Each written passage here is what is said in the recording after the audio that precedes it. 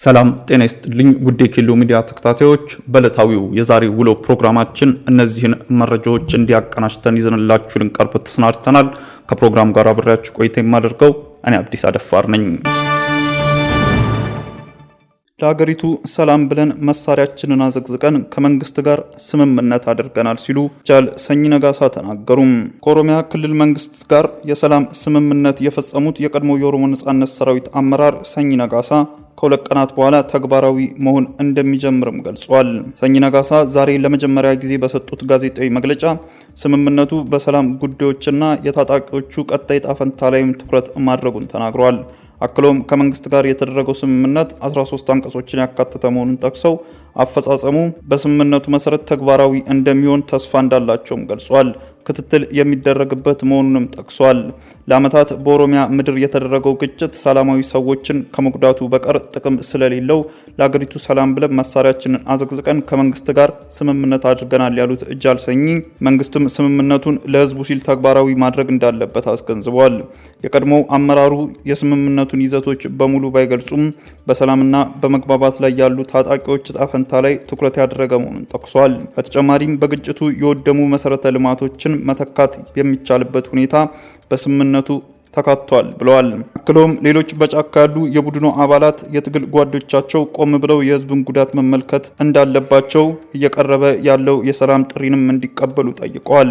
ይህ በእንዲህ እንዳለ የኦሮሚያ ክልል የሃይማኖት ተቋማት ጉባኤ የተደረሰው የሰላም ስምምነትን አስመልክቶ ዛሬ በሰጠው መግለጫ በስምምነቱ ደስተኛ መሆኑን ገልጾ በጫካ የቀሩ የኦሮሞ ነጻነት ሰራዊት አመራር አባላት ወደ ሰላም አማራጭ እንዲመጡ ጥሪ አቅርበዋል።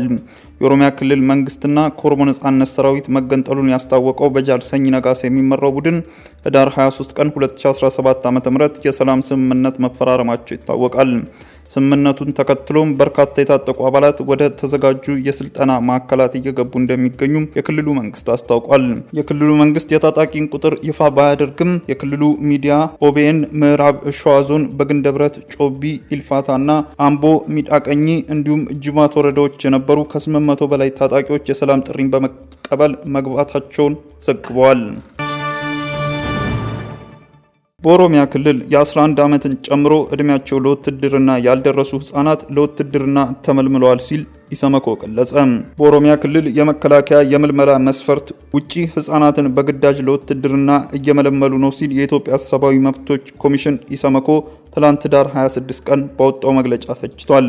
ኢሰመኮ በመግለጫው ባደረኩት ክትትልና ምርመራ የ11 ዓመት ህጻንን ለውትድርና ሙያ መልምሎ በማቆያ ቦታ አግኝቻለሁ ሲልም ጠቁሟል።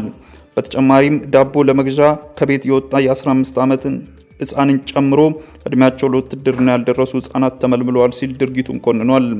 የተያዙትን ለመልቀቅ ቤተሰቦቻቸው ገንዘብ እንዲከፍሉ ስለመገደዳቸውም መረጃዎች ደርሶኛል ብሏል። በኦሮሚያ ክልል በአዳማ፣ በቢሾፍቱ፣ በጅማና በሻሸመኔ ከተሞች የሚገኙ እጩ የመከላከያ ሰራዊት አባላት ማቆያ ስፍራዎችን በመጎብኘት ክትትልና ምርመራ አድርጌያለሁ ብሏል።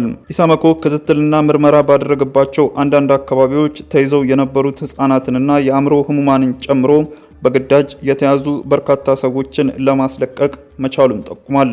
በኦሮሚያ ክልል የተለያዩ አካባቢዎች የክልሉ የአስተዳደርና የጸጥታ አካላት ምልመላውን ያከናወኑት የሰራዊቱን አሰራርና መስፈርቶችን በጣሰ ሁኔታ ነው ሲሉም አስታውቀዋል። የመከላከያ ሰራዊት መመሪያ መሰረት በዝቅተኛው መስፈርት በውትድርና ሙያ ለማገልገል ፈቃደኛ የሆኑ እድሜያቸው ከ18 እስከ 24 ዓመት የሆኑ የ8ኛ ክፍልን ያጠናቀቁና የትምህርት ማስረጃ ማቅረብ የሚችሉ መሆን እንደሚጠበቅባቸውም አካቷል። ሆኖም የኦሮሚያ ክልል አስተዳደር አካላትና የጸጥታ ኃይሎች አባላት በመከላከያ ሚኒስቴር ከተገለጸው የምልመላ መስፈርት ውጪ ህጻናትን ጨምሮ በርካታ ሰዎችን በግዳጅ መያዛቸውን አረጋግጫለሁ ሲል አስታውቋል። በእያንዳንዱ የክልሉ አካባቢዎች በዚህ አግባብ የተያዙ ሰዎችን ለማስለቀቅ ቤተሰቦቻቸው ከፍተኛ ገንዘብ እንዲከፍሉ ማስገደዳቸውን አረጋግጫለሁ ብሏል። እድሜያቸው ለውትድርና ሙያ ያልደረሱ ህጻናትን እንዲመለመሉ የተደረገውም የክልሉ መንግስት ኃላፊዎችና የጸጥታ አካላት የተቀመጠላቸውን የምልመላ ኮታ ለማሟላት ያልተገባ ገንዘብ ጥቅምን ለማግኘት የተደረገ ህገወጥ ተግባር መሆኑን አመላክቷል።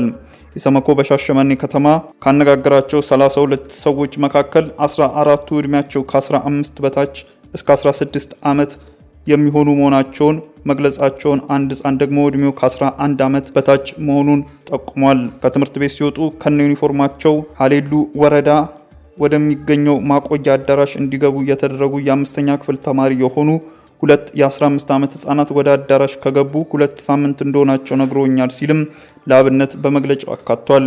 ያለ ፍቃዳቸው በፖሊስና በሚሊሻ አባላት ተይዘው እንደገቡ በአዳራሹ ከሳምንት በኋላ በላይ እንዲቆዩና መውጣት እንዳልቻሉም ነግሮኛል ብሏል። የመንግስት አካላትን ምላሽ በተመለከተ ኢሰመኮ በመግለጫው የክልሉ ሰላምና ጸጥታ ቢሮ ኃላፊዎች ችግር መኖሩን የሚያውቁ መሆኑን ገልጾልኛልም ብሏል። አክሎም በመደለያም ሆነ በግዳጅ ህፃናትን ጨምሮ ከመስፈርቱ ውጭ የሆኑ ሰዎችን የመመልመሉ የጸጥታ አባላት ላይ እርምጃ እንደሚወስዱም ነግረውኛል ሲል ጠቁሟል። ይህን ተግባር የፈጸሙ የጸጥታና የአስተዳደር አካላት ተገቢውን የወንጀል ምርመራ ተከናውኖ ተጠያቂነት እንዲረጋገጥ ሲልም ለኦሮሚያ ክልል መንግስት ምክረ ሀሳብ አቅርቧል። ኢሰመኮ ተጠባባቂ ዋና ኮሚሽነር ራኬብ መለሰ በቀጣይ በኦሮሚያ ክልልም ሆነ በሌሎች ክልሎች የሚካሄዱ የመከላከያ ሰራዊት አባላት ምልመላ ስራዎች ሰራዊቱ ባስቀመጠው አሰራር መስፈርት መሰረት በፈቃደኝነት ላይ ብቻ ተመስርተው መከናወናቸው ሊረጋገጥ ይገባል ሲሉም አስታውቋል። ውድ ተመልካቾቻችን በዕለታዊው የዛሬ ውሎ ፕሮግራማችን ይዘንላችሁ የቀረብናቸው ዋና ዋና መረጃዎች እነዚህ ነበሩ።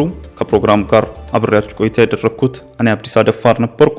ከሌሎች የኬሎ ሚዲያ ፕሮግራሞች ጋር መልካም ቆይታም